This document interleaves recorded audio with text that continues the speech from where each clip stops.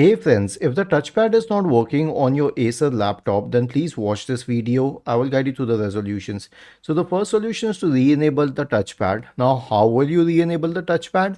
So there is a function Fn key on your system, and then we have keys from F1 to F12. Now, one of these F1 to F12 keys has a touchpad symbol on it. Depending upon the brand of the computer, it will be different. So press the Fn key and along with it press the corresponding function key. For example, on my computer it's F8, so I'll press function key plus F8 to re-enable the touchpad. This was to re-enable the touchpad from the hardware, but what about the software? Right click on the start button and select settings from the menu.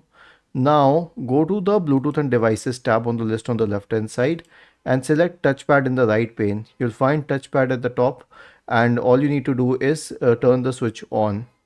The next solution is to clean the laptop touchpad, and you can clean it with a clean cloth and a good enough solution. The fourth solution is to unplug peripheral mouse.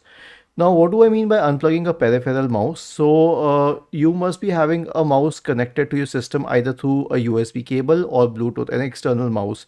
If that's the case, then there's a chance that the external mouse might be interfering with the drivers of the laptop's touchpad. So, in that case, you can remove that mouse temporarily to isolate the cause. And if it doesn't work that way, then it means that you can replace that mouse and use a compatible mouse.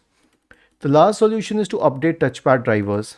Search for Device Manager in the Windows search bar and open the Device Manager.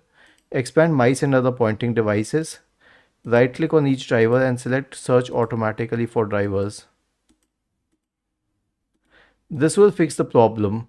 Was this helpful? If yes, then please subscribe to the channel, and if not, then let us know in the comment section of this video on how we could help you further. Thank you for watching this video and have a nice day.